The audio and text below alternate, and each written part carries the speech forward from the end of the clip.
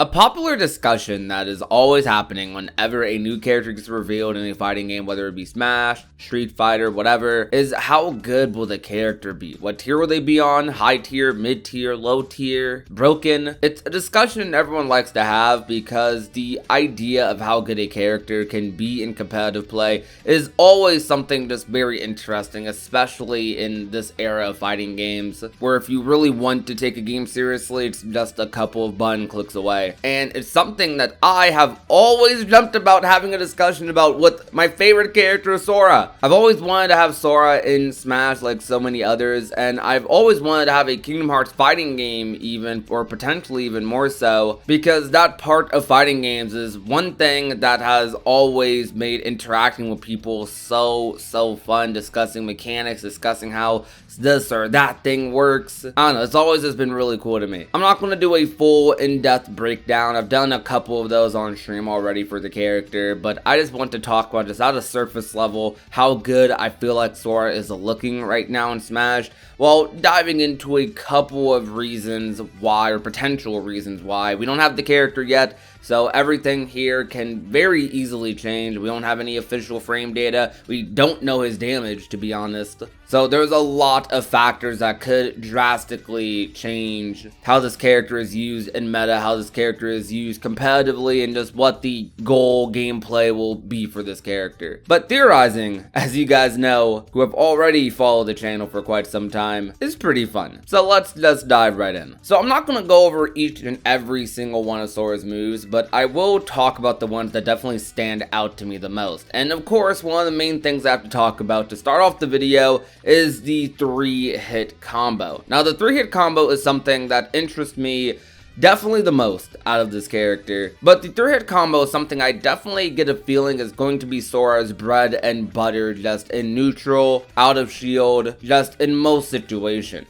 Now, what could drastically affect this is how minus the 3-hit combo is on shield, whether it's after the first, second, or third hit. The 3-hit combo on the ground isn't anything super special unless you start off with the forward tilt. It's essentially just a jab, but starting it off with the forward tilt will likely give you a lot more damage and better scaling on that confirm. But the one in the air in particular interests me, and it's mostly because of this clip that Sakurai shows off with Bowser, where you were able to 1-2 Bowser in the air, fall down really fast, and continue the combo. Now, I kind of get the feeling that this can be done a little bit faster than what Sakurai is showing off here, but if not, there is still potential for this even with that. Sora was able to fall to the ground really fast here. Despite being a floatier character, characters have different fast fall speeds despite their weight. Sora is able to land on the ground after canceling after the second hit, way before Bowser is able to, and is already starting off the jab, which doesn't seem to be the fastest jab in the game, but still seems pretty good, around average speed, but has some properties that's going to make it stand out a little bit more. Like, for example, this jab just being really good for anti-airing, a lot better than most jabs from what it looks like to me, and the idea of just having those mix-up options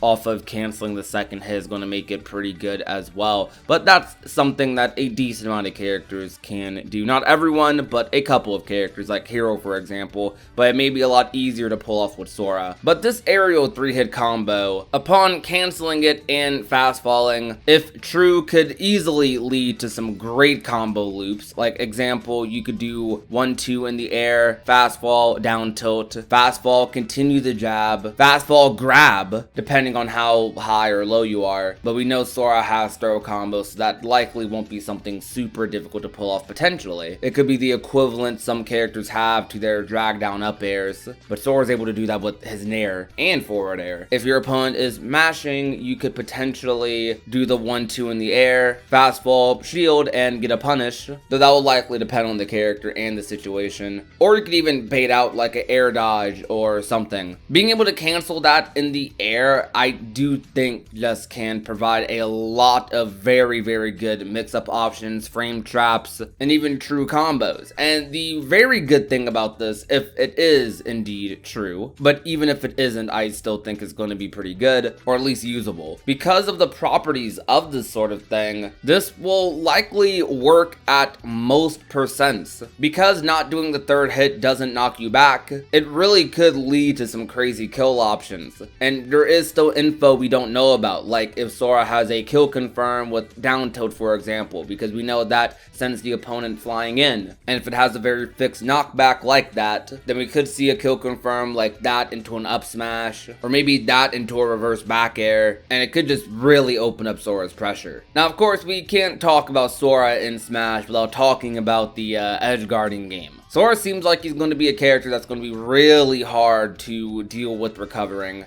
unless you have projectiles or some sort of disjoint, and even then it'll probably be difficult because Sora has a disjoint himself. But being able to stay off stage like this for a pretty significant amount of time from what it seems, stalling with aerial sweep, sonic blade, the floaty jumps, and we don't even know if Sora has a wall jump or not either, so that could make a big factor in this as well. But let's also talk about this neutral B. Sora's neutral B is actually very similar to Smash Flash, if you guys have played that. It's a command deck that cycles through your commands as you use one. You have Blizzaga, FIRAGA, and THUNDAGA. All of them definitely having their uses. Thunder seeming to be one of the most dangerous, especially off stage. Blizzard I'm unsure about. Doesn't seem like it's the craziest thing ever, but definitely seems like it could be pretty good, especially off stage perhaps, since it lasts for a very long time. Imagine us going off stage and trying to freeze your opponent, and against characters with very easily gimpable recoveries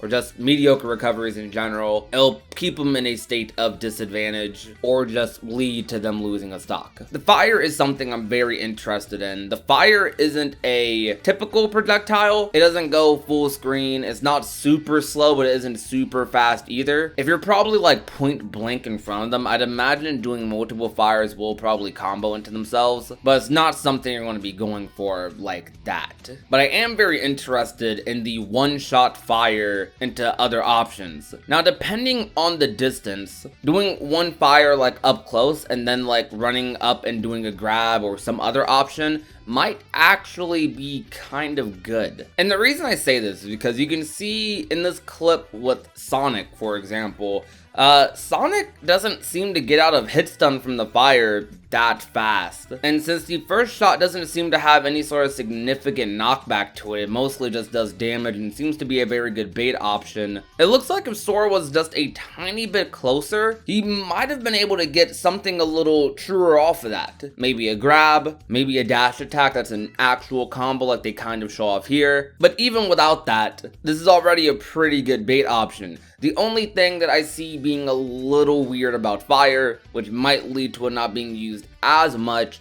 is because it only goes about half screen, about half the stage, which for a projectile isn't the greatest thing in the world. It's definitely not bad though, but it is interesting. I feel like you're not going to see a lot of people sitting there spamming fire in neutral, but you will probably see a lot of people doing the one-shot fire to baiting. And I wonder if you can do that off stage as well. One fire into an immediate jump and another option, which could turn this from something a little bit more questionable to something very, very good just for its pressure in general. Like if you aren't sure about committing to an option quite yet, throwing out a fire, seeing how they react to it, whether they jump, whether they hold shield, which it doesn't seem like it has that much shield stun to it, but still it'll give you info and it will help Sora's neutral quite a bit. So having a projectile, having multiple of them is very good. The three thunders off stage looks really, really good. Like, I'm tempted to say it looks a little broken. As it goes below stage, it goes a pretty significant amount above stage as well. And since it's three thunders, it looks like it's going to be pretty hard to air dodge. Unless you have just really good spacing, but even then, it might still be hard. Just because Sora is likely able to just still hit you afterwards if you do decide to air dodge in or neutral air dodge or whatever you decide to do. This option will only be really bad against teleport recoveries, as they likely just won't have to deal with this thing at all. Now, before we end off the video,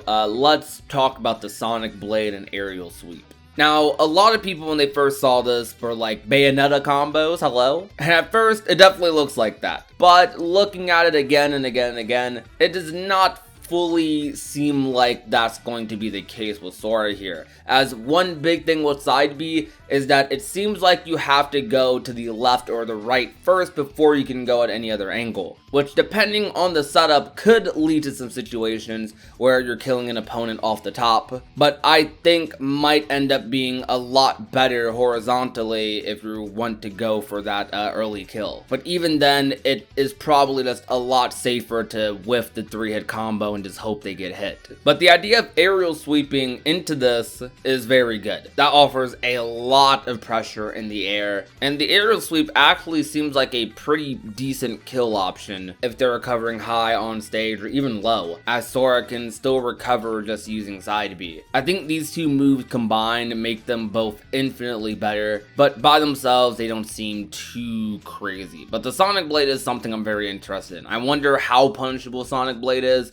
because from what Sakura has shown off here, it seems like you have a lot of end lag after this and you get sent into free fall, which may make it a lot scarier to use in neutral, especially if you're going against like a Mithra or any other fast character. But overall about Sora, I would say Sora at a minimum to me is looking to be around high mid tier, maybe low high tier. I feel like this character has a lot of potential, and there will be a lot of players because of just how popular, how requested he was, who will kind of force this character and see how far they can take him. But I definitely don't think Sora is looking anywhere close to bad, definitely above average. I think they have a lot of things that we just don't have enough info on, like whether the canceling the 3-hit combo is actually true or not, how much end lag the character has, and what the damage is looking like. Because the 3-hit combo racks up a lot of damage, then that will definitely make things a lot scarier as far as it regards to approaching Sora. But I'll definitely be doing a couple of tournaments with this character. I'll probably stream a couple of them, and regardless of how good they are, they're definitely going to be my main. Definitely a Sora main through and through. So if you want to discover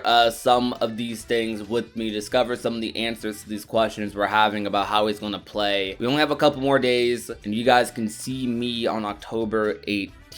But until then though, thank you guys so much for watching today's video. If you enjoyed, be sure to leave a like, share it with a friend or a family member, and last but not least, if you have not already and want to become a part of the union, all you have to do is hit that red subscribe button down below. My name is Prodigy, and I will talk to you guys soon. Peace out, you guys. Bye. Now she's a daydreamer. She's always thinking